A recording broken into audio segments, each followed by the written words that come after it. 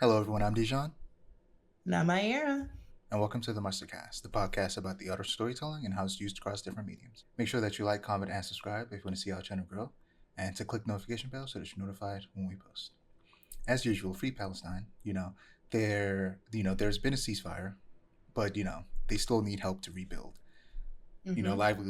Livelihoods have still been destroyed, and there's still a lot of work that needs to be done. Absolutely. So, what media have you been interacting with lately? So, me and my girlfriend are getting to the tail end of Ghost of Tsushima. We finally reached the north. Both of us were devastated when, first of all, Ghost of Tsushima spoilers, but like you knew that already. Both of us were like devastated when we lost our horse. Like the game does such a good job of getting you super super connected to the horse, and then it dies, and I'm like, I devastated, did not even begin to cover So, it. I was like, I didn't mm-hmm. feel that way about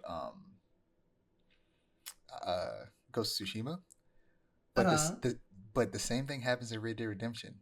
But Mm. it's way more impactful because the horse, it's a cowboy game.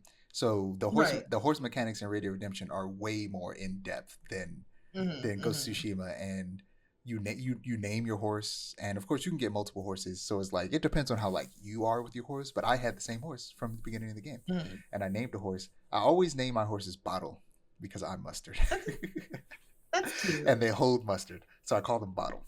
And That's cute. yeah, and it was upsetting, but I understand Yeah. why you would feel that way in Ghost of Tsushima because I felt that way in Red Dead. Yeah, we had the black horse, we named it Kage, and we had like jokes that it was an unstoppable killing machine and bloodthirsty. It's like, we would do our bits, and then it died, and I was like, yo, Kage. And now she's playing with a horse that's like mangy and missing patches of fur and stuff, and it's like, this is not how it's supposed to be. But that's been fun. I'm excited to see the end of the game. What else?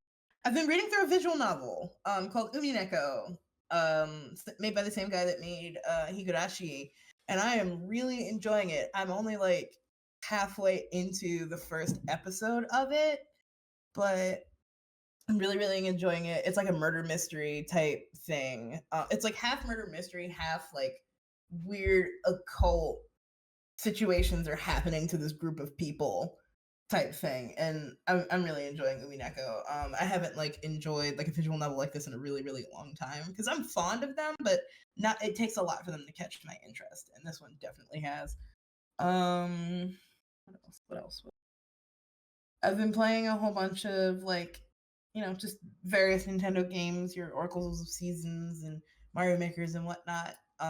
Just because I feel like I haven't touched my Switch in a while, and I'm like, I gotta get my last couple rounds in before the Switch 2 releases.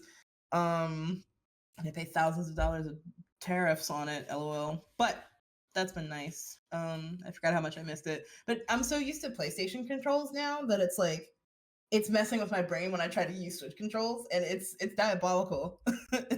Very evil. Um You're lucky you're and not playing Xbox. You'd be even more confused.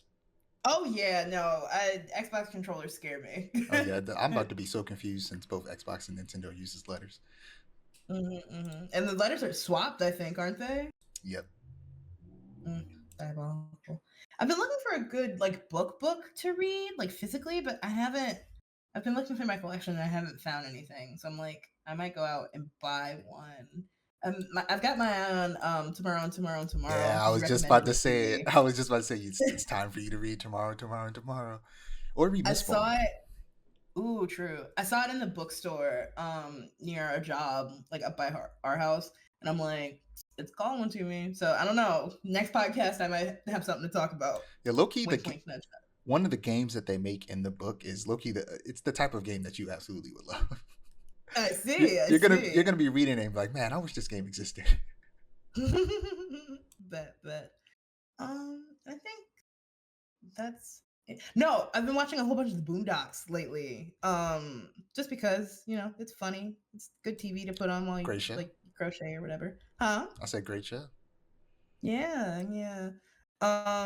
It does get crazy at times, and I was like, I don't remember the Boondocks being this insane, but Oh, I remember at the all same of the time, it's insanity. It's a crazy show. I mean, it was from like the like late 2000s, so like yeah, that shit was yeah, so crazy. they could get away with a lot, yeah. But it's been good. It's been good to rewatch. I think yeah, that's it. Yeah, but for me, uh, I finally finished Persona 3 Reload, but I'll I talk saw. a lot more about that later. Yeah, I sent you a video of Okay. the credits, but yeah, I'm finally finished. Now I'm gonna try and focus on beating Indiana Jones, which I've still been playing. I want to finish that Mm, before Avowed releases. I think on February 20th. There's a chance I might not even like Avowed, but I want to finish it before Avowed, so that if I do get into Avowed, I have time to play it. mm, However, really. Ninja Gaiden 2 Black is making that difficult. But we'll talk more Mm, about that mhm. later as well. Okay. I've gotten back into Blasphemous, and Mm, I'm now 70% through the game. I love that they give you a percentage of how far you gotten in the game because I'm like, that's same. helpful. It makes me feel like I'm making progress. um, Right. and as difficult as Blasphemous can be sometimes, it's the Mm. platforming that scares me the most. Anytime I No, because anytime there's a spike or like like an empty fall that will just equal death, I'm like, oh god, because the platforming isn't the best in Blasphemous. yeah, So it really isn't. one wrong jump and you're going all the way back to that I forget what they call them, the bonfire Mhm. equivalents in Blasphemous. Right. Um There's a section at the end, towards the end of the game, because it's optional. But you can only get there after you like get to the end. And I'm not gonna like spoil it completely for you, but there's a section there, and it has platforming so bad that it is preventing me from beating the game. Because it's like you're trying to platform, and there's like the mud that slows you down, and there's like enemies everywhere, and they do hella damage. So it's like trying to platform around them and the mud and just like other various obstacles. It sucks so bad, and yet I still keep playing this game. yeah, it's a fun game. I'm excited to I'm having a good time with this one, but I'm really excited to get to Blasphemous 2. This too, me Yeah, too. so much so that I ended up rewatching reviews of Blasphemous 2 out of excitement, and just the three additional weapons, and the platforming looks way better. You can air dash, thank God. Right. So like yeah, it just looks like it's an improvement on the first game in every way, shape, or form. But because after I finish Blasphemous, I'm probably not gonna play Blasphemous 2 for a while afterwards. Mhm. I think I'm gonna check out the DLC for Blasphemous, the first one. Ooh, Um, and was it there's a DLC for the second one that adds the Mia Culpa, the sword from the first game, I know it's which is exciting. cool. I found that out when I was watching the reviews. I was like, oh, they added the Mia Culpa back to the game as DLC. That's cool. Hmm. But I've been still watching Avengers. I've gotten to the Secret Invasion arc of Avengers: That's Mightiest Heroes, and it's real good so far. The Ooh. Secret Invasion is a comic event where the shape-shifting Skrulls infiltrate Earth and attempt to take over the planet, and it's a really good story arc. And this is a fun Mm. adaptation of it so far. I hear that the show, which I didn't watch because they were using AI in it, Mm. was horrible, and it sucks because that should not have been a show. It should have been something that arced between several shows and movies and been like this big, you know, Avengers movie, but they made it a single show, which was weird. Um, Yeah. and yeah, I'm on episode 21 of Neon Genesis Evangelion, so I have six to go. Ooh. Um, I haven't watched 21 yet, so I have six to go. Mhm. And yeah, since I try to watch one a day, I'll be done by the end of the week. At the pace I've been going. Nice. Yeah, it's been real good so far. It's starting to get to the like Good. super depressing parts that make it hard to watch though. Mm. Gentry Child, I have three episodes left. I've been watching that Mm. slowly but surely, but I'm almost there. Um, it's a end. The 10th episode ended like a pretty big story arc, and now it's moving into a different area that feels like I heard from one person that this season felt rushed because they aren't sure if they'll get a second season because you know how animation works nowadays. Um, Yeah. so I have a feeling these last three episodes are going to be jam packing something that was originally planned to be an entire season of television. Mm. But moving on to animation.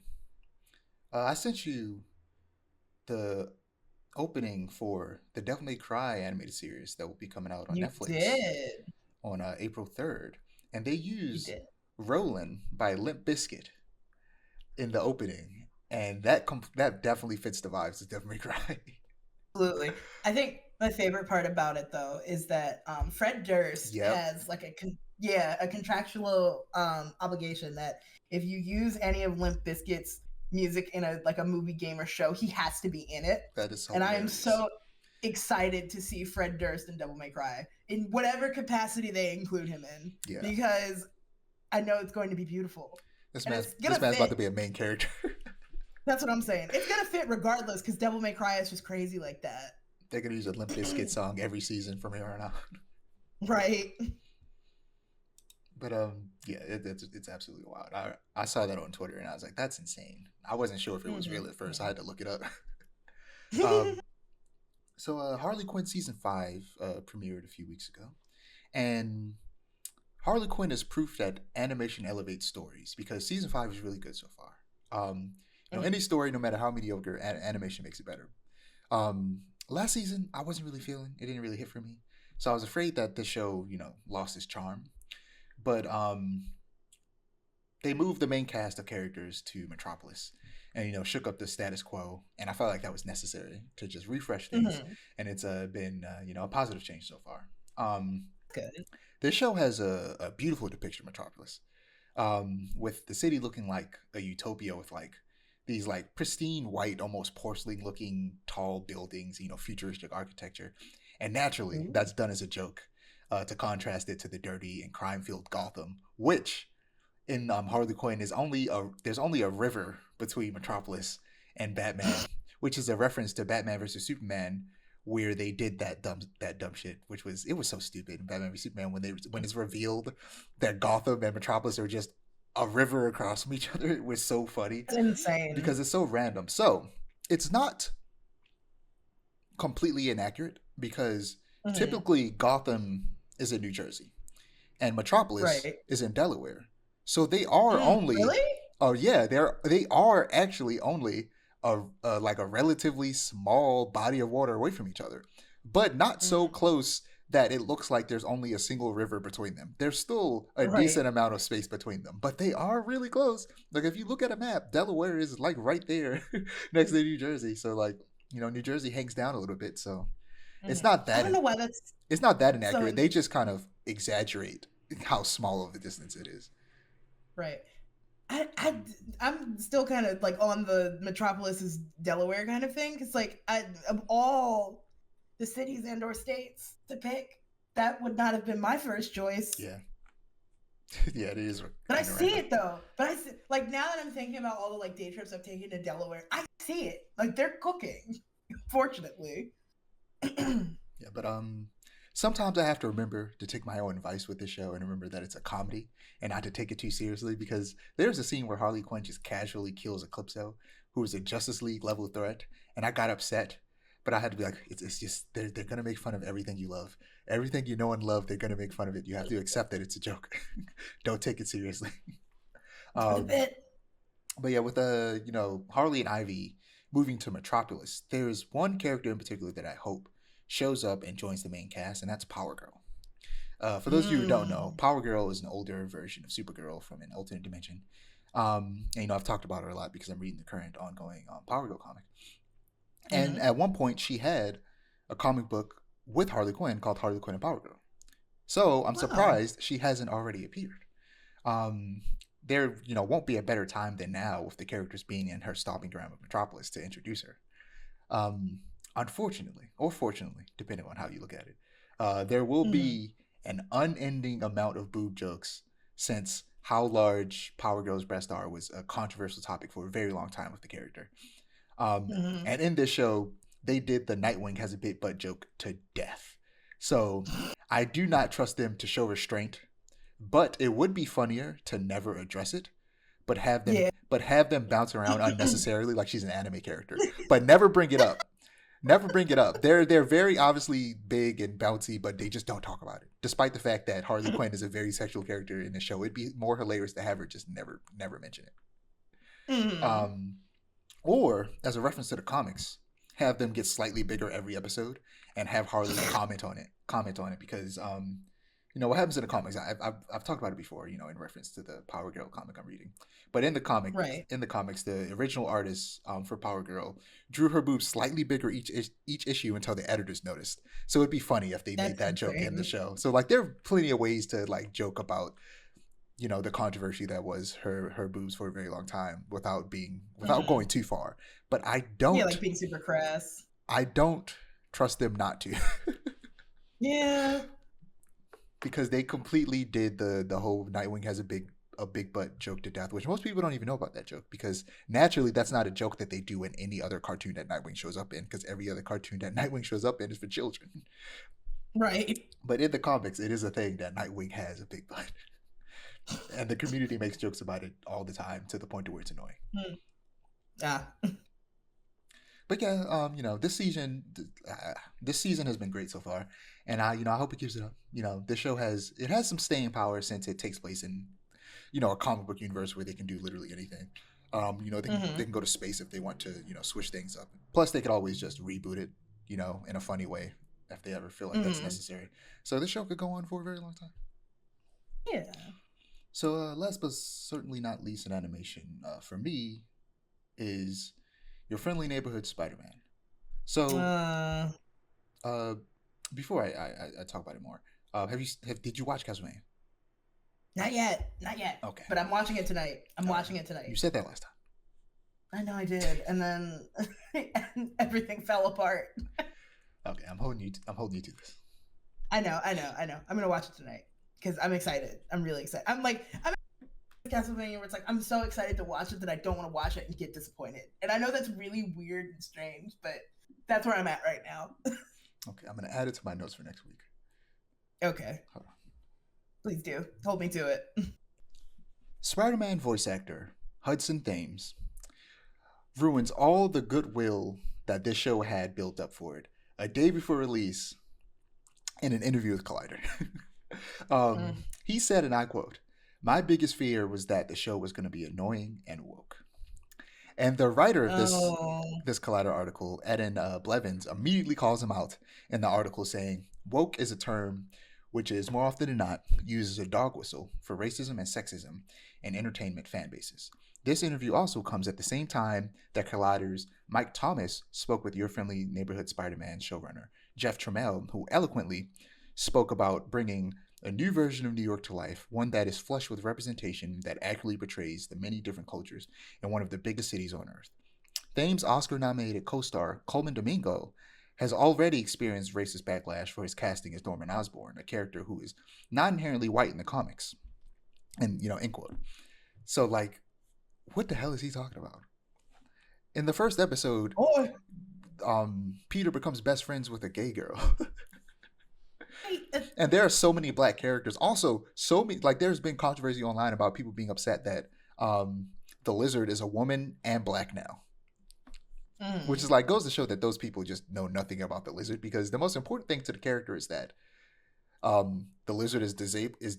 Dr. Connors is disabled, trying to quote unquote fix that disability, and as a result becomes a monster, and that puts a lot of strain on his their familiar relationships. That is core to the character. The race That's and it. and sex of the character is important. It's important that they're disabled, trying to um, regain their missing limb, and that puts strain on their familiar relationships. That is core to the character. As long as they've got that, it's the lizard. Right.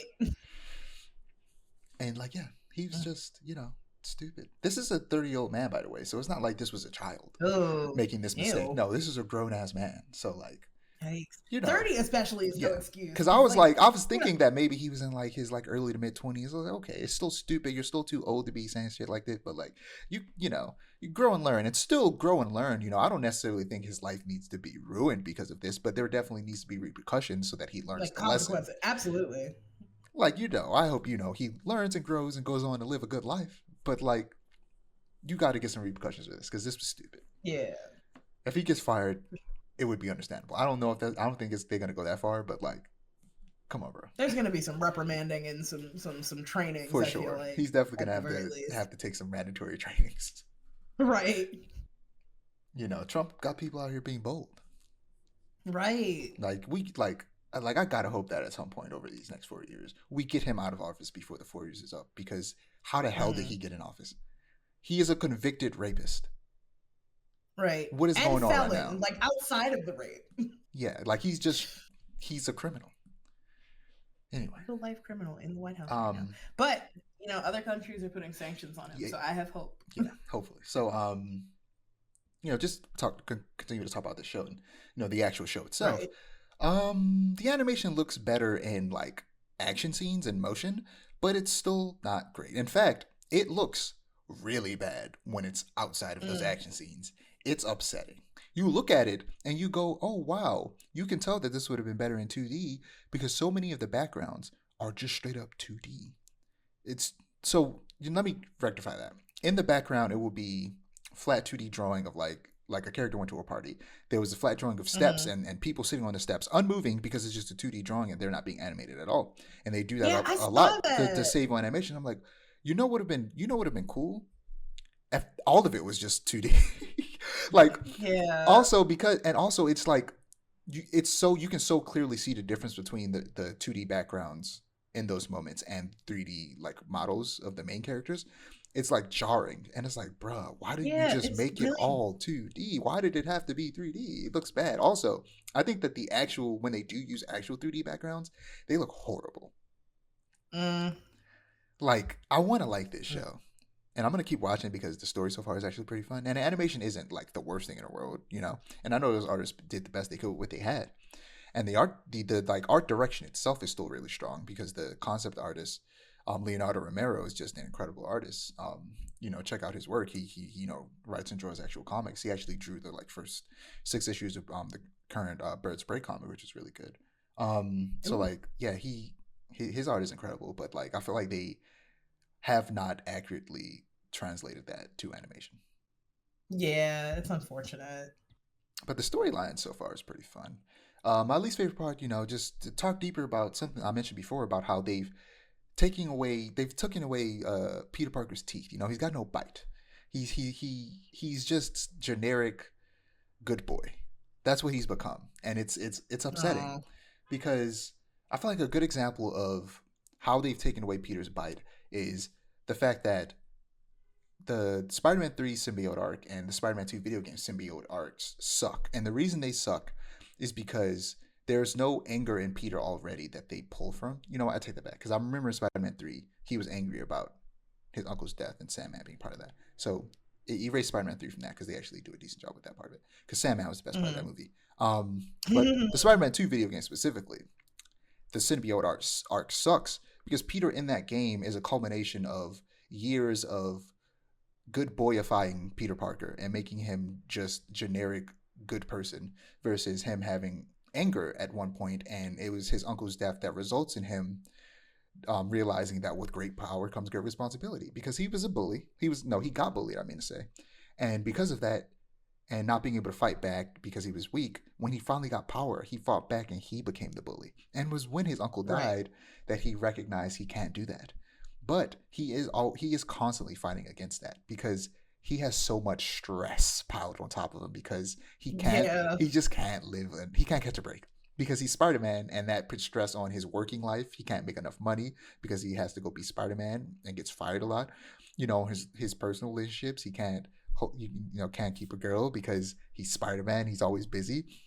So like he's stressed out. So he's angry. Spider-Man used to be a character that had anger issues basically, and now that's been completely removed. And in this, he becomes Spider-Man after Uncle Ben dies.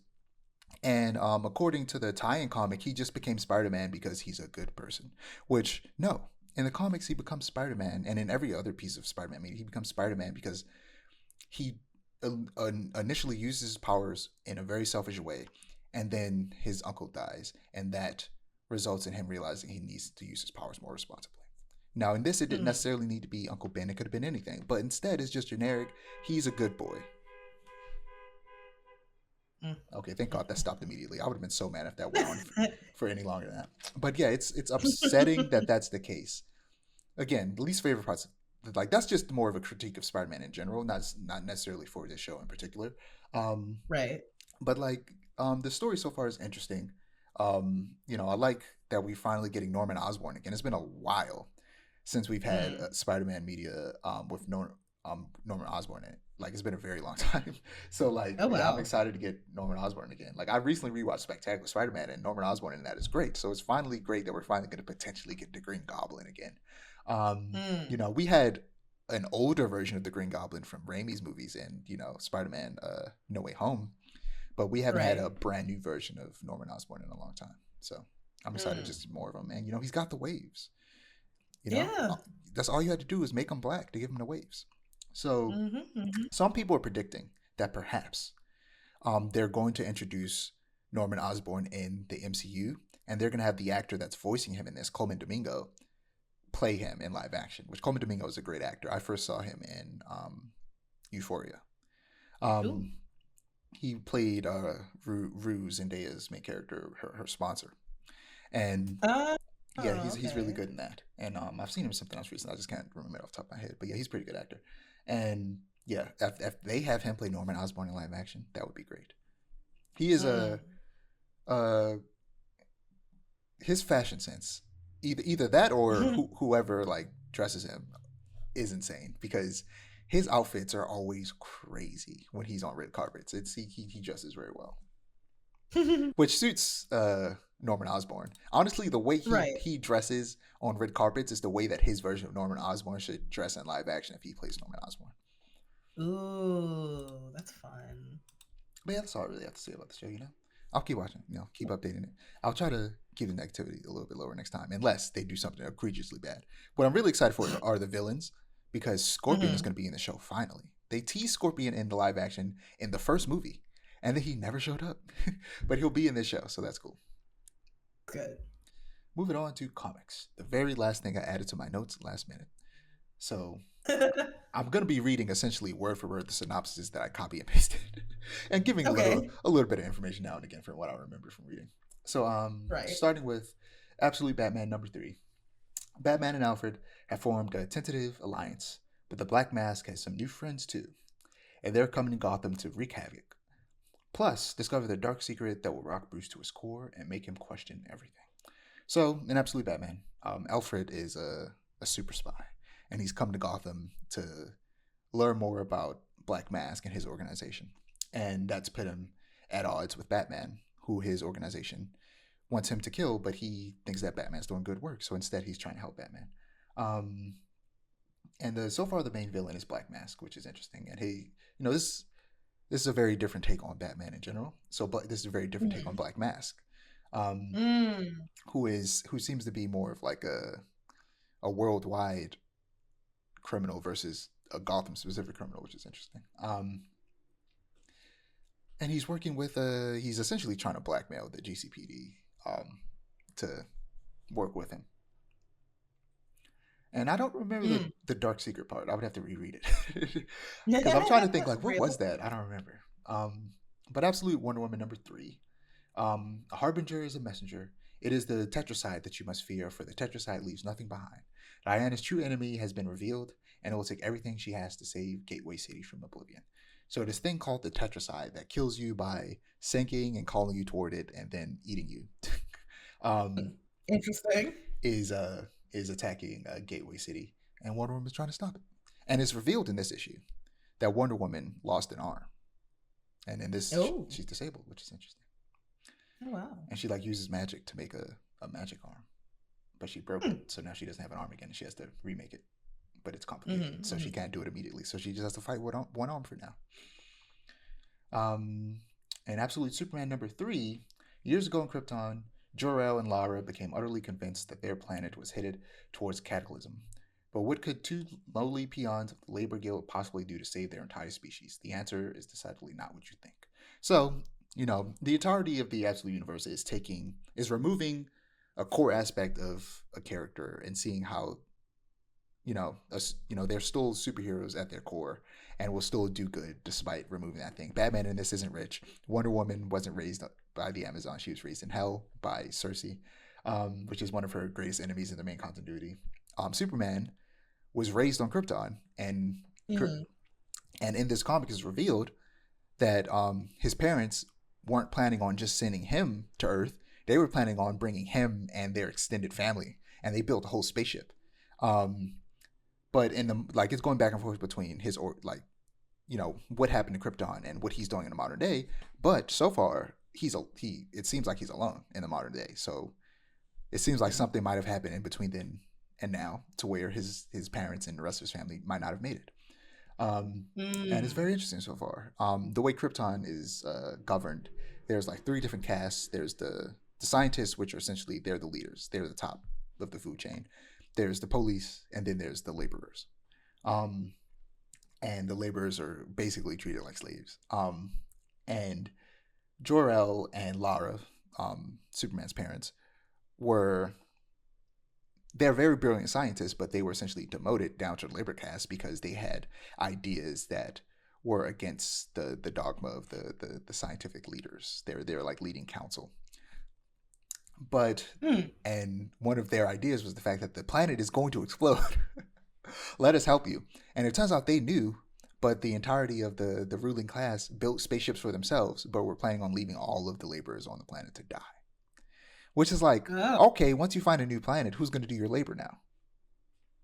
Like, come on now, it's wild. But yes, it's real good so far. Like I said, they're all three of these comics are only on their third issues because this is a new universe. So if you want to get into a version of Batman, Wonder Woman, Superman, these are good places to start. Ultimate Black Panther numbers 11 and 12. So Moon Knight versus Black Panther. Moon Knight challenges Black Panther to a one-on-one duel to end the war, but with his army of zealots behind him, would Moon Knight's followers even accept defeat? And the Maker's Council can't be stopped so easily. The epic climax of the first year of Ultimate Black Panther. This is the end for me as well. I'm gonna stop collecting Black Panther physically because it hasn't been that good. It hasn't been bad, but it hasn't been so good that I feel the need to spend $6 on it every month. So let's save some money and stop buying it. Instead, it's going to be replaced with another comic, which I'll get to at the end of the Ultimate Universe of Comics. Ultimate Spider-Man number 12. A very merry Spider Christmas. Season's greetings from the Parker family. But why is Peter acting so strangely during the most wonderful time of the year? And what's got Gwen so concerned? Don't miss the thrilling conclusion of the second arc in the first year of Ultimate Spider-Man. So all of these comics, of course, I got them at the beginning of this year, but they all came out before the year was up. And next Thursday, I'm gonna go pick up some new comics. And yeah, so there's just a little. It's a bottle. I want to say episode, but it's a bottle issue, where it's just taking place in their apartment, and they're having Christmas. It's Peter, MJ, their kids, Uncle Ben, who's alive. For if you don't remember, he's alive. Aunt May's dead. J. Jonah Jameson, who's a family friend in this, versus being Peter's boss. Well, he used to be Peter's boss, but that's a different discussion. And Mary Jane's sister and mother, who she's kind of estranged with. But at the very end, spoiler for Ultimate Spider number 8 is revealed, or number 12 is revealed that it's not Peter. It's this universe's version of the symbiote, which is this techno-organic suit that Iron Man built for Spider-Man, and it's pretending to be Peter because Peter was kidnapped by Peter and Harry Osborn were kidnapped by Kraven the Hunter. So I'm excited to see where that goes. The Ultimates number 8, the Ultimate Guardians of the Galaxy.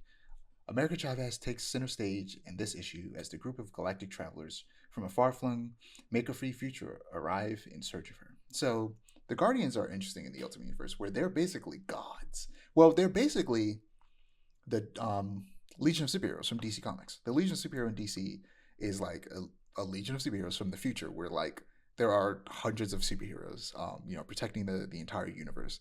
And that's basically what the Guardians in this is. These Guardians come from the far-flung future, where there are hundreds of very powerful superheroes protecting the universe, and they're all like overpowered as hell. They can all do things that are like the peak of like powers in the Marvel universe. And in the future, that's the type of threats that they're dealing with, like big, like galaxy-ending threats. But after the main villain of the Ultimate Universe, the Maker, who's like an ultimate evil version of Mr. Fantastic, their future was destroyed, so now they're trying to fix it. Last but certainly not least for the Ultimate Comics, not comics in general, is Ultimate Wolverine number 1, the first new Ultimate comic, and the first Ultimate comic of the year. Um, in order to maintain control of their corner of the Maker's world, three members of his council, Magic, Colossus, and Omega Red, deploy their most lethal asset, the Winter Soldier. But who's the weapon behind the mask? It's James Logan Howlett, the Wolverine. He's the Winter Soldier in this Oh, universe. Um, interesting. and this issue, spoiler alert, it was sad because it ends with him killing his friends because they like dropped a bomb on an encampment. He was working with the resistance essentially of this I forget what they call it, like the essentially a Soviet Union, Colossus and Magic, who are usually heroes in the main universe, and this are villains who work for the Maker, and they rule Hmm. this, I think they call it like the East European something, and they rule essentially. This is where most of the mutants of the world are now occupied in. They're occupied in this place and in Japan, and the Magic and Colossus are afraid that the rest of the rulers of the different parts of the world will eventually try and take over their space. So they are turning the mutants into weapons, and hence Weapon X, Wolverine, where they go nuke the resistance, find out that this dude just survived the nuke and is crawling with half his body gone, but it's regenerating. Then he gets shot in the head, but survives that and then kills the people that tried to kill him. So they're like, okay, let's use this guy. So they take him, do the experiments like they do in the comics where he gets the medal and brainwashes him, presumably using Jean Grey. They never say it's Jean Grey, but they said that they used an Omega level telepath. I'm assuming it's probably going to be Jean Grey, to brainwash him, and now he's their Winter Soldier, like Bucky Barnes in the Marvel comics. And he goes and he murders Nightcrawler and Mystique, and it was sad Oh because wow. at the very end, it's a page that's just it's a letter that Nightcrawler wrote about how he's sad that his really good friend Wolverine is dead and that he wished that he was there to Oh, save him. And then Wolverine, not being able to remember anything, just goes and murders him. It's so sad. that's And I'm devastating. very interested to see where this comic goes. Still got some DC comics left. Batman and Mm. Robin, Year One, Number Three. The General makes his move, committing a series of bizarre crimes that turn Gotham's underworld factions against one another, leaving little in the way of clues for Batman. And while things are bad for the Dark Knight, they're even worse for Bruce Wayne and his teenage ward, Dick Grayson. But when Batman and Robin are once again called into action, their inability to get on the same page against the Maroni family and Two Face cost them both their lives. So Hmm. I feel like late last year was the first time I started reading Batman comics again because Batman has too many Mm. comics, so I don't read most Yeah. of them, and most of them aren't that good. But started to get some good ones again. And this is one of them, Batman Ooh, and Robin Year nice. One. Uh, the Flash number 15 and 16. In number 15, as the Flash moves between his new role in the Watchtower and the family vacation, he comes across an old foe in a surprising place. Also, Iray West has a hunch her father is sneaking off during the trip, and she's going to find out just where he's going. So, number 16, as the family continues their time as guitarists, something is causing some serious seismic shakes. But is this the cause of the quakes? But is the cause of the quake something sinister? Also, Jay discovers how his abilities have evolved. This arc, so I mean, this comic run by I forget the name of the artist. I mean, the writer. So far has been interesting, where he's diving real deep into like the Speed Force and what it's capable of, and getting like real wacky with it, and Mm. tapping into like some almost cosmic horror type stuff. And now, after the events of the last like big DC, you know, crossover thing, um, they're starting to like unlock some new powers. And Jay, being Wally West, the Flash's son, is starting to realize he has more powers than he thinks. Mm. Wonder Woman special, excuse me, Superwoman special. The amazing story of how Daily Planet editor in chief Lois Lane got superpowers and became Superwoman is finally told. What does it mean for the matriarch of the super family to fight alongside her family and friends? And how long will these powers last? And who wants these powers for themselves? Guest starring The Atom, Mr. Terrific, Supergirl, and Silver Banshee.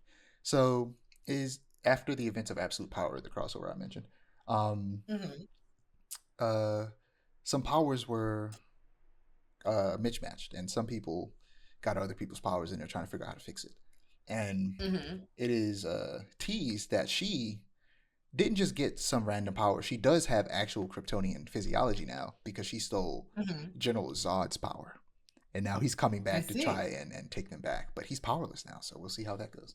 Um, Superman number 21. Following Doomsday's fiery attack on Metropolis, Clark and Lois realize they have been so busy saving the world that they haven't had time together, so they plan an epic date night. What could go wrong? Well, for starters, a massive alien armada is bearing down on Earth looking for revenge against Superman. What secret has Clark not told Lois about their future? So, I guess in Superwoman Special, it is heavily implied that after Mhm. after Lois got powers, Clark and her went and had super sex somewhere. Super sex is taking me out. And I was like, I wouldn't blame him because I had to hold back all this time, and now I don't anymore. Bet. That Um, is crazy. What happened to the resolution of yours? huh? What? What'd you talk about? I didn't say anything. But anyway, Batman: Dark Patterns, another Batman comic I'm reading. Set during the early years of Batman's career, Batman: Dark Patterns delves into. Oh, you're right. It's February. Damn it! I do have to hold to it. Set during the early years of Batman's career, Batman: Dark Patterns delves into four mysterious causes as he attempts to cement his place as Gotham City's protector, while the city itself fights back against him.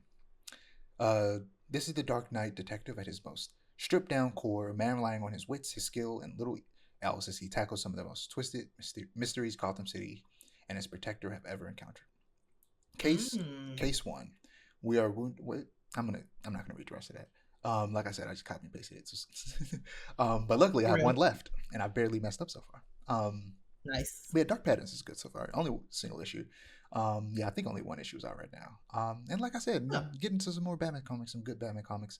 This one set in the early days of his career. Like they said, more pared down, less technology, Mhm. more detective work, which is always fun. That does sound fun. So Justice League Unlimited, number 1 and 2. The Watchtower rises. The Justice League is back and bigger than ever. In the wake of absolute power and the DC All-In special, Darkseid's death has triggered a massive power vacuum in the DCU. And Superman, Batman, and Wonder Woman must unite like never before and expand the Justice League to encompass every hero championing the forces of good in the face of incredible evil. As our heroes work to Mm. uncover the mystery of the Dark Lord's successor, Ray Palmer's Atom Project triggers a race between hero and villain to control the fate of metahuman abilities on planet Earth, which threatens to destroy everything the League has built. This comic is awesome. So they're doing the thing I mentioned it before. They're doing Justice League Unlimited, where Nice. basically every superhero on the face of planet Earth is a member of the Justice League, and the Watchtower is huge, and some people just live on the Watchtower, and it's awesome. It's really cool. I'm excited to read more. Sounds awesome. Now that's all I got for comics. So much. Mm. And let me tell you something. I cut like 6 comics and pushed them to next week because I've been reading so many comics. And I'm gonna try to That's read real. like a comic on my lunch break every day because there's some that I started to fall behind on. I'm like, I need to catch back Well, that's a smart way to do it, actually. up. So moving on to TV and film. I only have one thing. Mm. And that is Robert Eggers is set to direct Werewolf, Wolf with a U for some reason, as his next film. Described as a werewolf horror movie set in 13th century England with dialogue true to the time period. It's set to hit theaters on December 25th, 2026. Hmm. Robert So you Eggers. said, So, what did you say? oh, I was gonna say, you said werewolf with a U. It makes sense because it's in the 13th Yeah. century. That's how they probably would have spelled it. That All right. makes sense. That makes sense. Okay. Robert Yeah. Eggers is the director of Nosferatu. Um, and he Mm. seems really dedicated to releasing his horror movies on Christmas. Um, but yeah, this sounds cool. After watching Nosferatu, I'm really excited for this. Because I like werewolves way more than I like vampires, and yeah, having the Mm-hmm. person who made that incredible movie make a werewolf movie sounds dope, and it's set in almost a very similar time period as Nosferatu. Well, no, Nosferatu was like the late Mm-hmm. 1800s. This is like way before that. Mm-hmm. Yeah, this is very interesting. I'm definitely excited to see him do another horror Universal Monsters period piece. And I hope he makes his Mm-hmm. way through all of the Universal Monsters and makes a Creature from the Black Lagoon movie after this because it's That'd been be a while since we've fun. had one of those. Mm-hmm. The Shape of Water is like semi Creature of the Black Lagoon, but I need like a proper It's got horror a movie. whole different thing going Yeah, on. Creature of the Black Lagoon. But yeah, like I said, that's all I have for TV and film. Moving on to video games. Mm. So I sent you a trailer for Phantom Zero: Year of the Snake, where they show some You gameplay. did. It's not called Phantom Zero: Year of the Snake. It's the trailer is called Phantom Zero: Year of the Snake. But the game itself is just Phantom Zero, Phantom Blade Zero. Mm. Uh, yeah, this is another one of those games like Black Myth Wukong where it looks too good to be true. But just like Mm-hmm. Wukong, people have got their hands on this game, and it's real. Um, I specifically went back and watched a gameplay impressions video that Maximilian Dude made, and Mm-hmm. he says that the director doesn't like Souls combat, but loves Souls level design, and the goal of this game was to combine the two, which is what you and I have been talking about forever. About Right. how, like, we prefer more hack and slash gameplay, Devil May Cry, Bayonetta, stuff like that. But the Souls level design is very Metroidvania like, and that would work really, Mm-hmm. really well if you combine it with, the style of gameplay that we like. Um, the director also points to Ninja Gaiden and Metal Gear Rise Revenge as inspiration, which Ooh. ain't that a coincidence? We'll talk more about that later. Right. So the combat is very flashy and cinematic, and Mm-hmm. apparently it is just as fun to play as it looks. So I'm excited to see what the final product looks like. Whenever that is, I think at the moment Yeah. there's no like concrete release window or date. So still playing Indiana Jones and the Great Circle, and the section of the game that I just left was it was a mixed bag because Mm-hmm. the actual like main story missions and like one of the side quests were really cool, but the area overall kind of just sucked. So it took place in, I think, Dang. Cairo, Egypt, and the Mm-hmm. map was just too open and big. That makes sense. The first level took place in the Vatican in Rome, and the narrow alleyways and the verticality of the Vatican make for a much more interesting open zone, very reminiscent of Mm-hmm. the way Dishonored lays out its maps, which Dishonored is an immersive sim, a stealth focused immersive sim, the same way Indiana Jones is. So when they essentially emulate what is essentially the best stealth based immersive sim ever made, um, Right. does the game works. But when you go to Egypt, but you still have the exact same gameplay that you have for the entirety of the game, but instead you're in these more flat, open plains, the seams start to show. And Mm. I discovered like right before I left the area that there was a fast travel system, but even with the fast travel system, it still is it's not fun to traverse. And that Mm-hmm. kind of just like took a lot of wind out of the sails when I was really starting to get into the game. Uh, Mm. yeah, I think they should have just stuck with the design of the first level, or just made it completely linear. This game is at its best when it's linear, and the open sections are at their best when they're more like Dishonored. So it's like pick a lane. Mm. This game's weird. Mm. Like so far, this game is a strong 3 out of 5. It is okay, I see. Not particularly groundbreaking. and I That makes haven't I sense. haven't like rated things like that in a while. The reason I do out of 5 is because when I used to do out of 10, I would never go over 9.5, and I would never go below 5, because once you got the 5, that just meant it was bad. So I realized, well, since I Mm. already just function in a 5 point range with half points, I might as well just do out of 5. And in that system, Right. basically a 5 would be in comparison to a 10 scale would be a 9.5, because I would never rank anything a 10. So now when I'm saying something Mm-hmm. is a 5, I'm basically saying it's a 9.5, which might as well be perfect anyway. So yeah, Right. I now actually am willing to give things essentially a perfect score, because in my mind it's not 5, it's 9.5. But I Makes say sense. 5. But yeah, it's not a bad game, Indiana Jones. It's just um It could be better. it could be better. They made some weird choices, and I just happen to be Dishonored 2 is in my top 10 games of all time, and this game is delving into that genre but not doing it even a fraction as well. So Mm. I'm gonna scrutinize it a bit. You be tough Um, on it. Yeah, I get you. but last but not least, before we get on to the big stuff, is Persona 3 Reload. I finally beat it, Mm. as I said earlier, after 96 hours and 7 minutes. Um, over the course of a year, by the way, because this game came out last February, and it's February 1st as we're speaking today, and I beat it on the 31st. Yep. No, it's February 2nd, right? Sorry for a second. Yeah, it's Yeah. February 2nd, and I beat it on the 31st. I didn't beat it the 31st. I beat it on the 1st. I did the 31st day mission on the 31st. And then I Mm. did Mm-hmm. the rest of the stuff that takes place in March, the day after. Um, Oh, you played the answer too? no, no. Like the end of the game that takes place. in March. Oh, gotcha. I was like, that's crazy. I was gonna play the answer, then I looked up reviews and they said that it wasn't that good, so I've Yeah, decided not don't to. bother. Yeah, I've decided not to because I was like, that would just be a waste of time. And yeah, so in the process of this long journey, I've developed a deeper understanding and appreciation for the mechanics that I'll carry over into Persona 5 Royal, which I'm excited to start. But I want to finish Indiana Jones first because otherwise I'll completely abandon it and just play Persona 5. Real. And so I want to go over what it is that I learned and how I'll transfer those skills over to Persona 5. So first and foremost, I now understand what all the stats mean and how to boost them.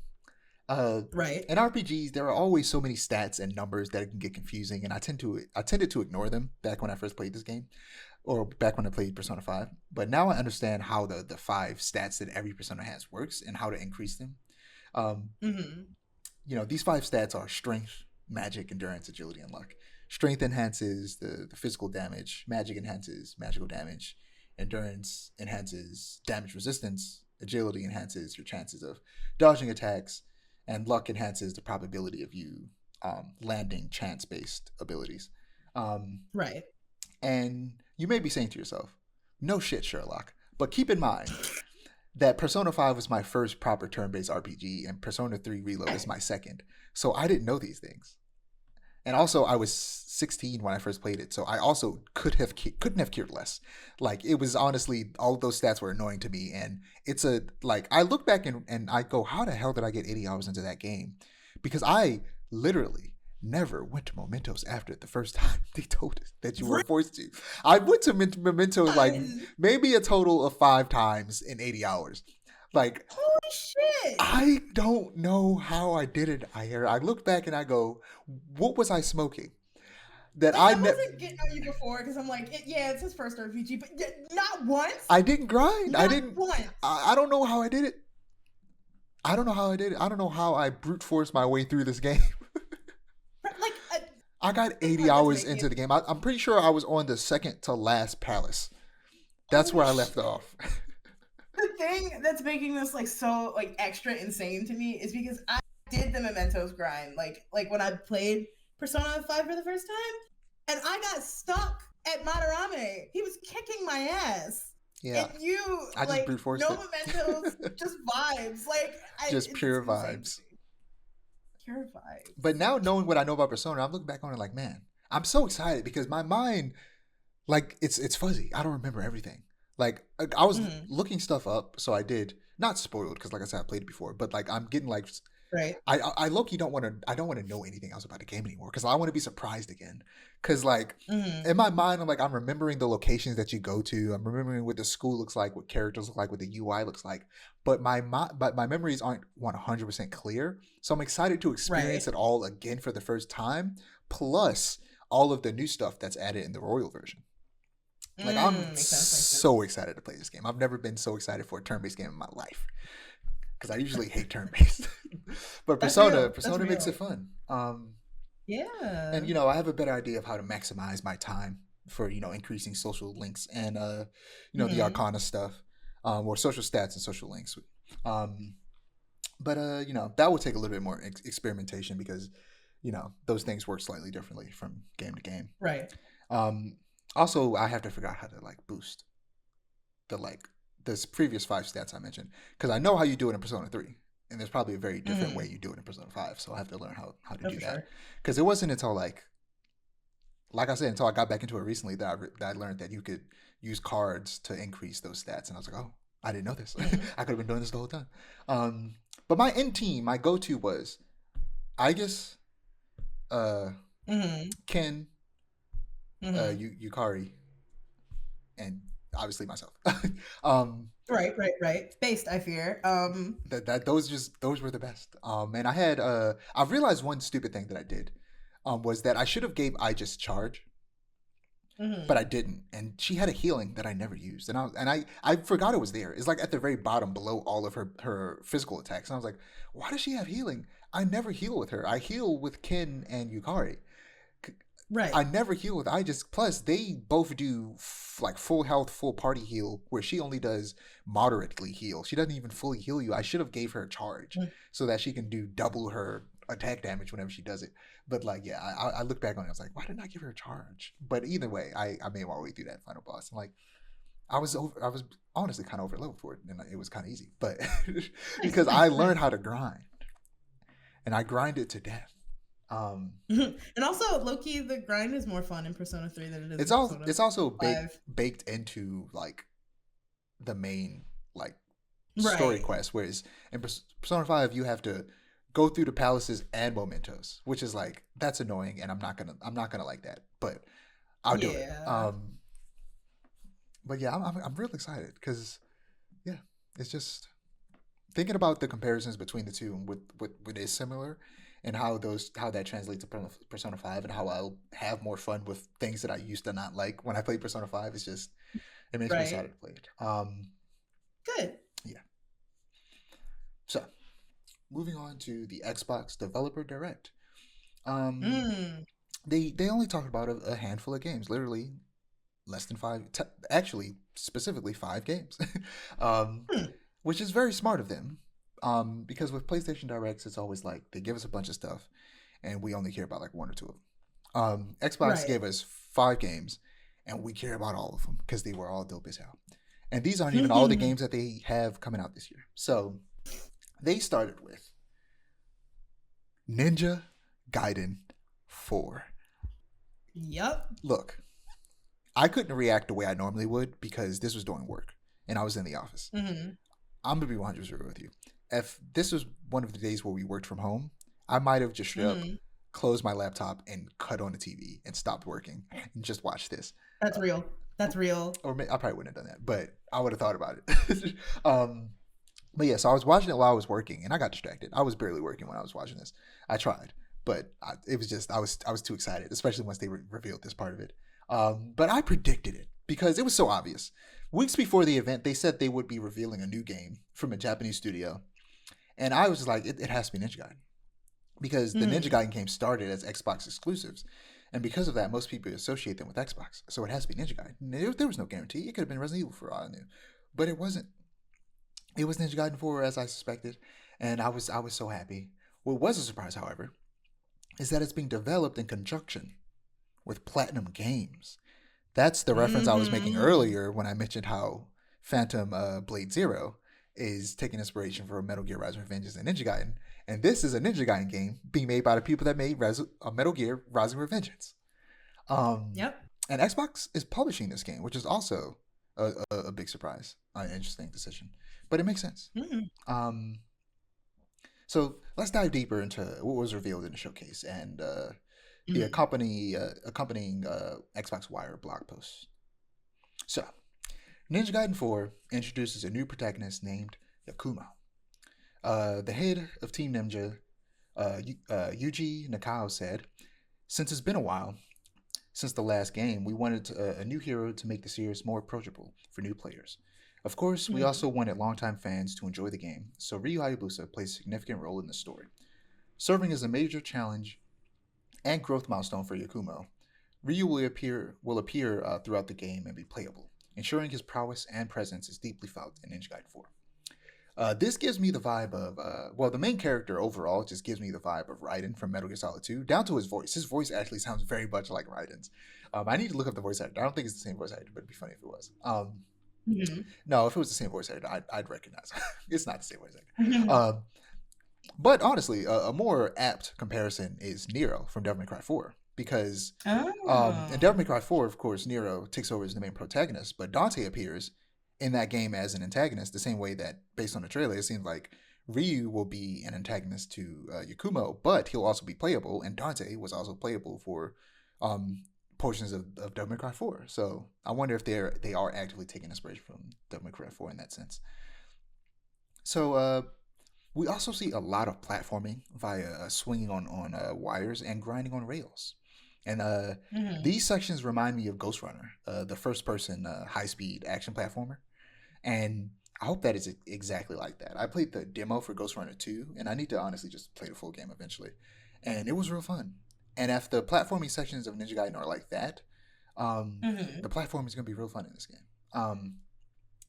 In the showcase, the devs mentioned that there will be a lot of verticality. So it seems like they want to seamlessly combine the action and the platforming. Because being a ninja and wall running and doing I forget what they do. I forget the name was, but the jumping between walls is like a big part of the platforming in the first and second games, or all three of those games really. So Mm-hmm. yeah.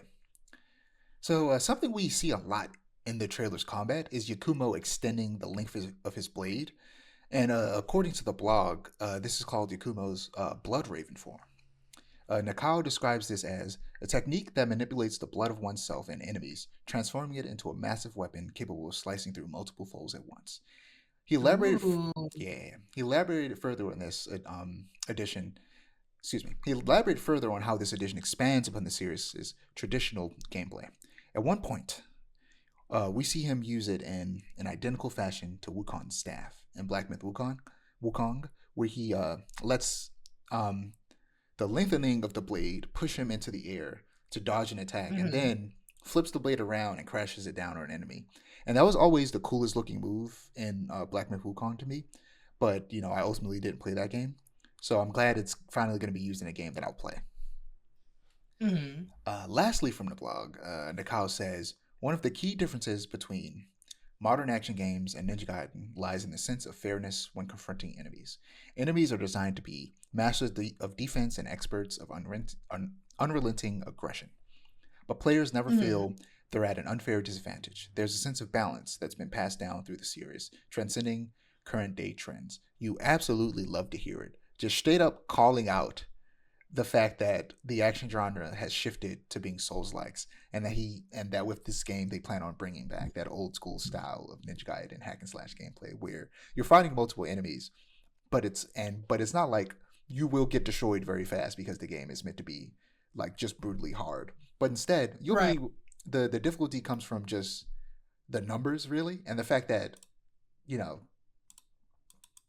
this is a fast paced action game. You gotta have good reflexes, and I saw somebody describe it in a way to where like reflexes in terms of like dodging and parrying is important to like Souls games.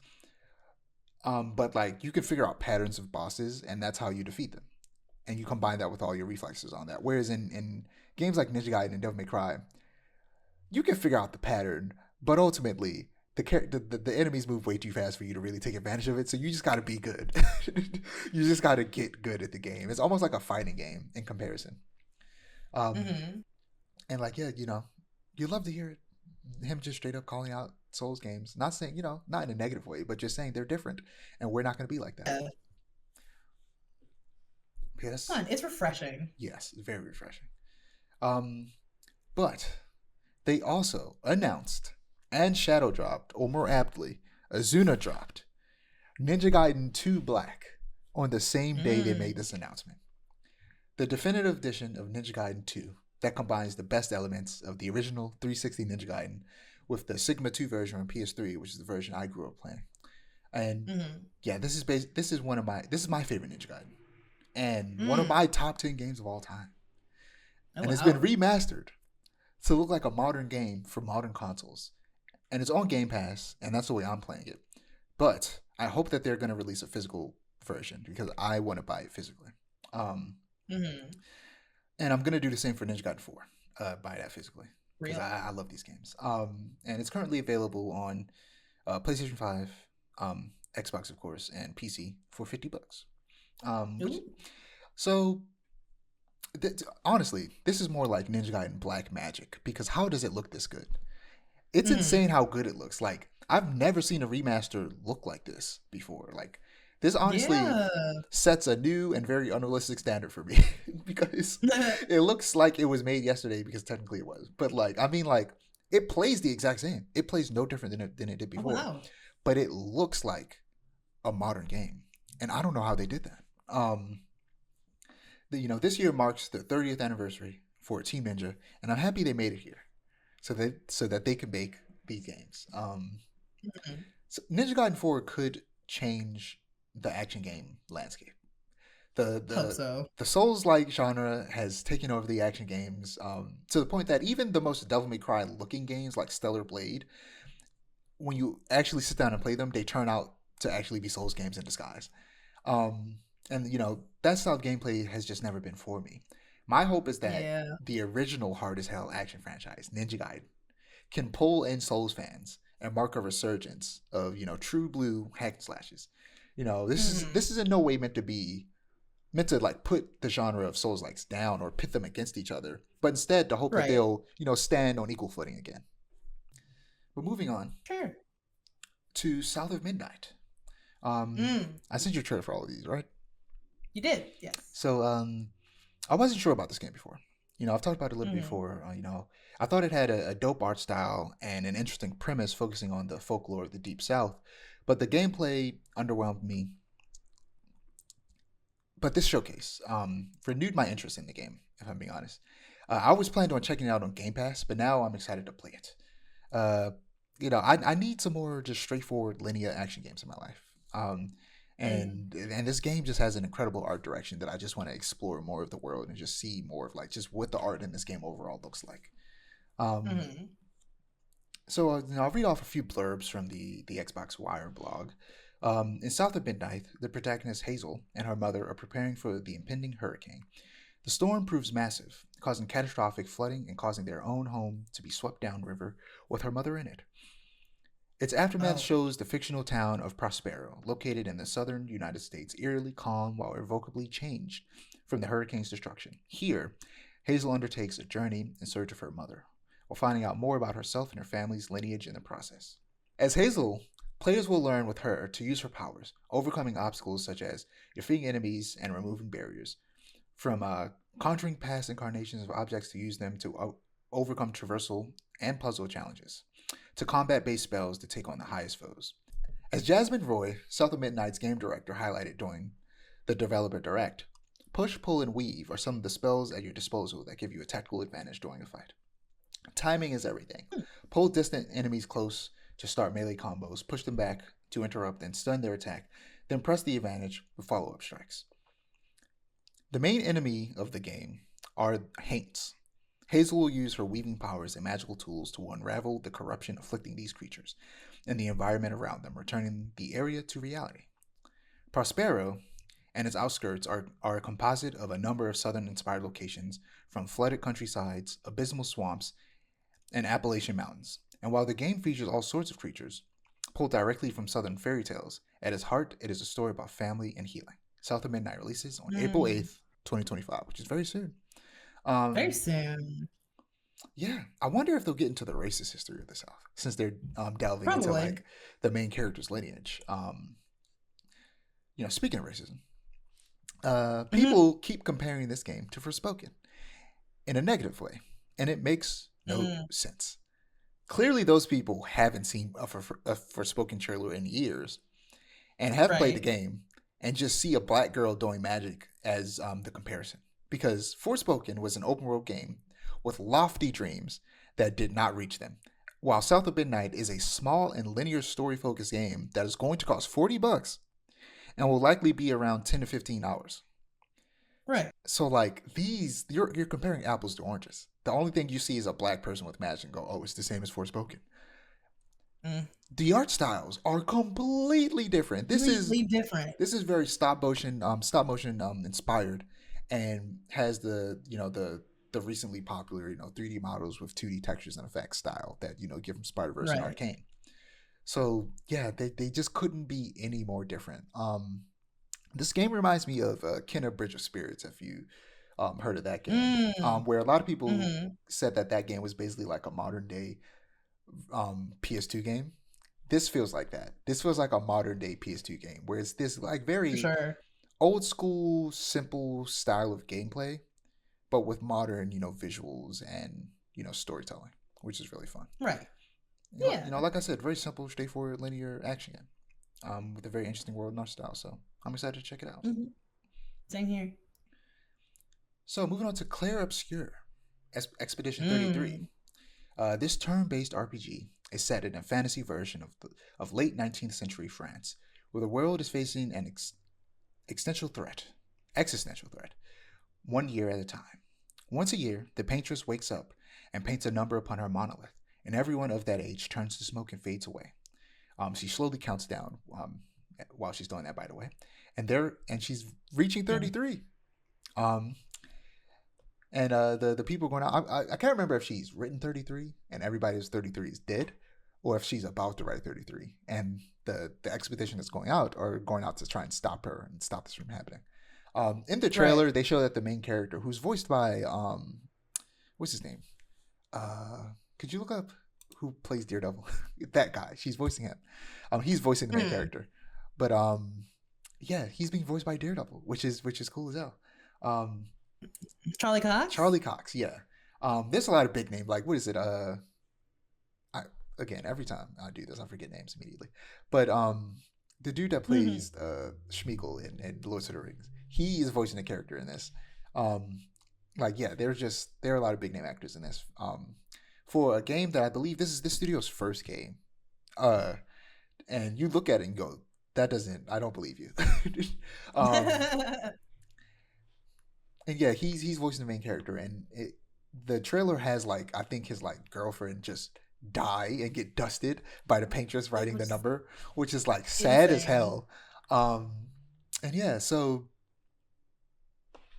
where did I leave off? So the developer shared a deeper look at the game's innovative mechanics, such as the reactive turn-based system and a unique art direction that brings the game's world to life. So during enemy turns, you can minimize or completely negate damage by dodging and defending in real time. And that is the only thing I'm hesitant about when it comes to this game's gameplay specifically. So the devs assure those of us lacking quote-unquote secure caliber timing will have options. So you're not supposed to parry everything, of course. That would be far too hard. So we have difficulty options in the game, and depending on the difficulty options, the parry window and dodge window will be bigger or smaller. If you're playing in hard mode and you don't dodge at least 50% of the attacks, you will have some trouble. If you are in normal, it's a bit more forgiving than that. And if you are in easy, if you build your characters correctly at least, you will go by without having to be a master dodger. That's not good enough. Right. Because the wording's weird. I can't tell if this is specifically a specific like setting where you can make that aspect easier, or if this is the overall difficulty settings. Because if it's the overall difficulty settings, I don't want to have to play on easy to turn this off. I want to just be able to turn this off. I don't want to have to do this. You know, of course, I have to play the game and see how it feels to determine if I'm really going to dislike it. But off top, I'm thinking I'm not going to like it. Like, I either prefer it to just be an action game or be turn-based. The only game that's an in-between that I like is like Final Fantasy Remake and Rebirth, which they do it very well, but that's mostly an action game. Like, you be one or the other. I don't need you to combine both, okay? Make it turn-based. Don't force me to like do real-time action during turn-based game. I'm not a fan of that personally. Yeah, I know like some of the Mario RPG does that. Does it? I think so. Doesn't it? Oh yeah, the Mario and Luigi games. I don't know why I was thinking of like Mario RPG specifically. I was thinking about Mario RPG. that, and they do that, and it works really well. But it's also like a very closed system, and it's like it's required a lot of fine tuning over the years to really make it work the way it does. So I don't know. Yeah, I don't know. I hope there's a way to either turn it off or like automate it so it does it automatically. One of the biggest draws of this game for me, you know, also I could end up liking it. You know, I'm talking trash now. It's just something that seems annoying to have to do all the time, but we'll see. But one of the biggest draws of this game for me is its art direction. Inspired by the Art Deco style of France's Belle Epoque era, art director Nicolas Maxen Francombe explains that he wanted to avoid replicating things he's already experienced across a lifetime of playing games.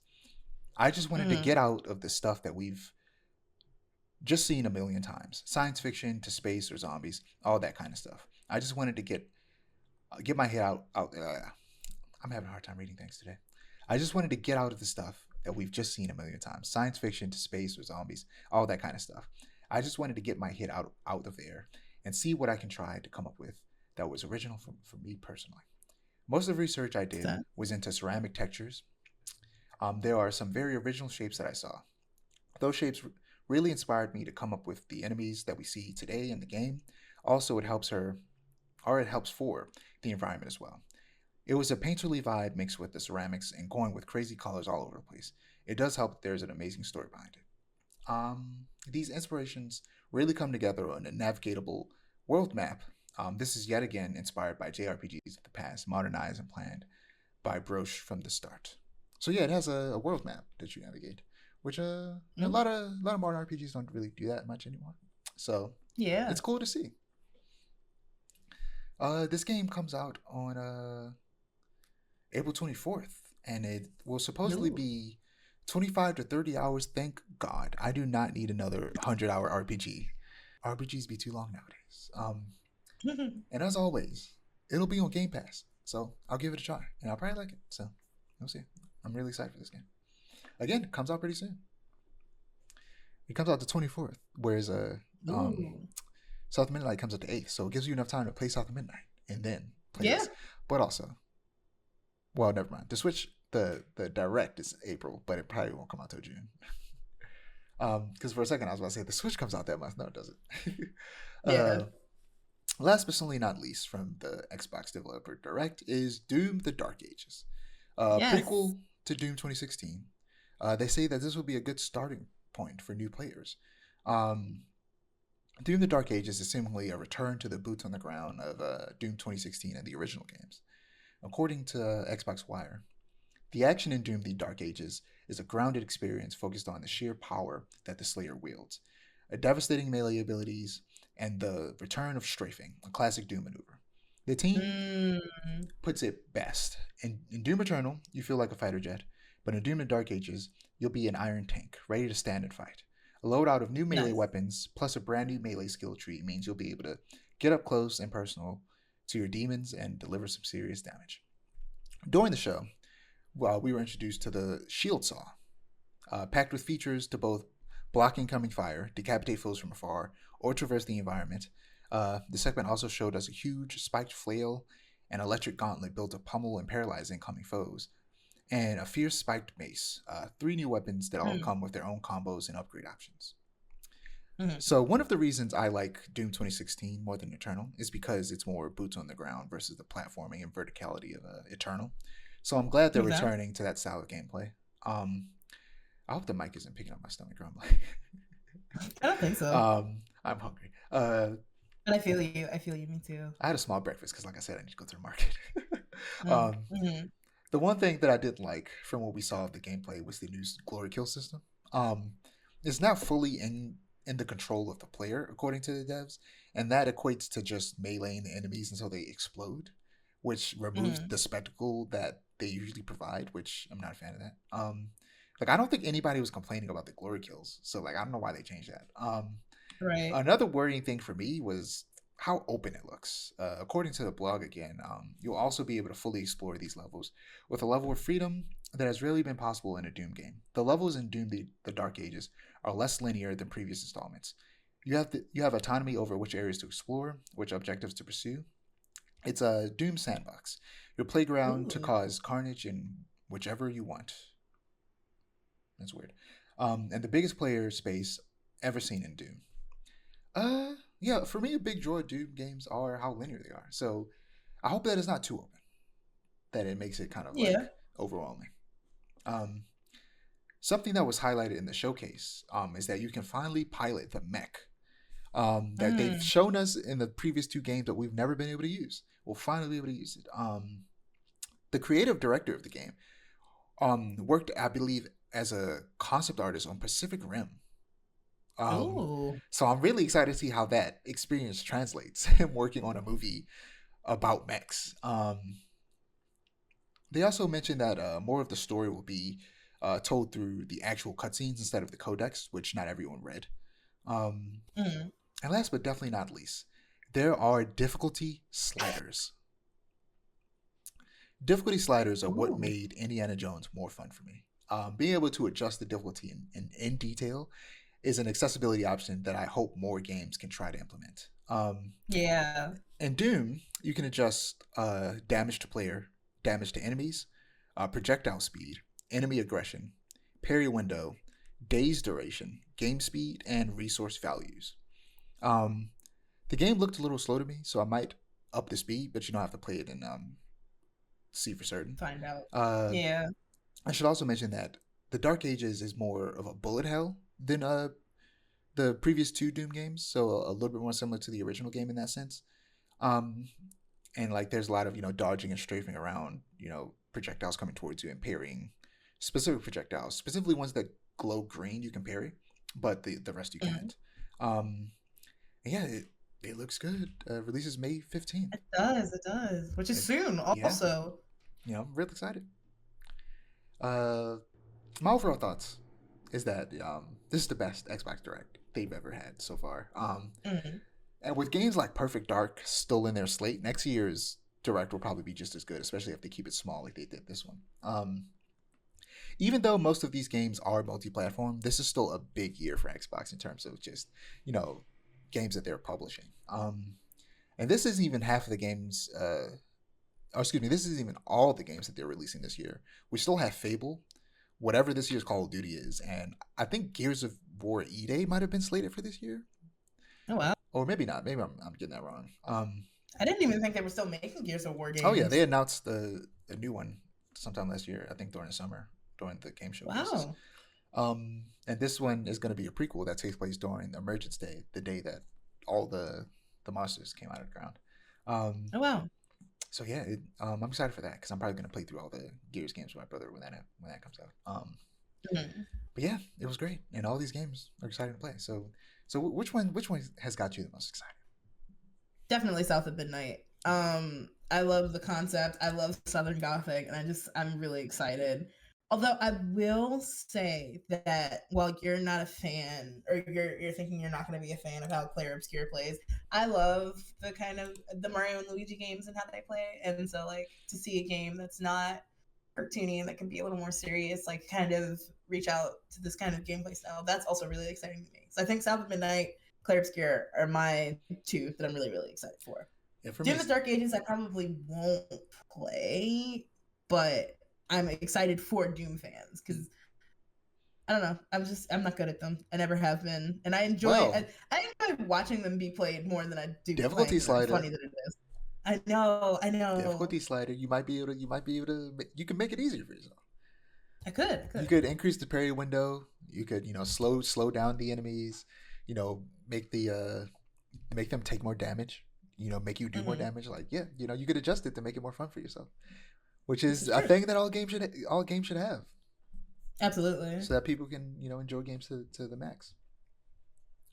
For me, it's definitely Ninja Gaiden. Like I said, Ninja Gaiden Of 2, course.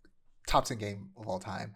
We haven't had a new Ninja Gaiden game in 13 years, and we're finally getting a new Ninja Gaiden. Of course, I'm excited for Ninja Gaiden. Then it's Doom, because I'm excited for Doom. And then I would go South of Midnight, Clair Obscur, because like I said, mixed bag about some of the gameplay elements of Clair Obscur. And it's Right. the art style and the story is the biggest draw for me with South of Midnight. The gameplay looks whatever, it doesn't look like the Mhm. best, but it's the story and art that really has me interested for that game. Yeah. And that tends to be the consensus for most people who see the game, where they're like, the gameplay, the more gameplay you show, honestly, kind of the worse it looks. But like the story and the art is where like it's really cool. So I'm excited to check that out. But before we wrap up, I Mhm. have an idea for how Xbox could continue making consoles even if they make all their games available on all platforms. This idea was sparked by Captain Chats on Twitter, saying, if Xbox does make its next console a console slash PC hybrid, that would be the difference. And in my opinion, that would be awesome. An open ecosystem where I can buy and play my games anywhere, including the new console. That Mm. is an incredible idea. So imagine this.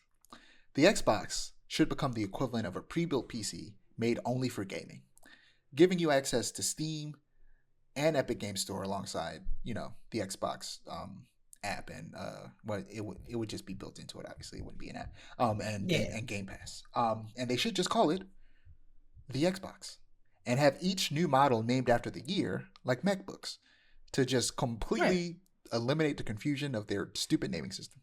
Um, imagine, I imagine that PlayStation would do something to prevent PlayStation games that are on Steam from being available on Xbox, or just Mhm. finally, like I've said 1,000 times on the show, make their own PC app. Um, But this would make Xbox a machine that does things that the PlayStation can't by also allowing almost complete PC functionality, which Right. would give the Xbox games that you can't play on PlayStation, therefore making the Xbox a gaming console that is worth buying. Whereas right now, Mm. the value isn't there because a lot of these games are also on PlayStation. I imagine there would be two models: a main modular model and a non-modular slim model. The slim model would be smaller and have lower spec and Mm. have the very lowest specs, making it cheaper and more affordable at like $500. The price of a normal Xbox, and the design would be more similar to a normal Xbox. Whereas the main console will start at $600, but like MacBooks, there are like Mm. different tiers with different specs that can cause upwards to maybe like $800 to $1,000 depending on what you want and how much money you have to spend. Um, but you can start with the $600 model and upgrade it over time. Now, Right. I'm not an engineer, a technical person, so I'm kind of just spewing a bit of bullshit here. So hear me out. Mm. The constant between all the tiers should be the motherboard and the CPU, the cooling system, and the power supply. Those things don't change. Mm. You can't adjust those. Those are things that you can't access on the PC. But you can upgrade the graphics card, the RAM, and the storage using Mm. proprietary Microsoft options. Which that Mm. that part could be a mixed bag. People hate when you start doing proprietary stuff versus letting people choose. Um, Right. but like in my mind, they probably make it proprietary, but also make it to where these proprietary things aren't just for their box. You can use it for your own on PC as well. Mm. That way, they kind of get around a bit of the problems that come with that. So you can use theirs on your PCs, but you can use other people's stuff on their PC, basically. Right. Um, so that way, new graphics cards come out every year. Um, that way, when Microsoft makes a new one every year, rather than buying a whole new console, they build the Mm. console in a way where you can easily slot in and out new graphics cards. But Mm.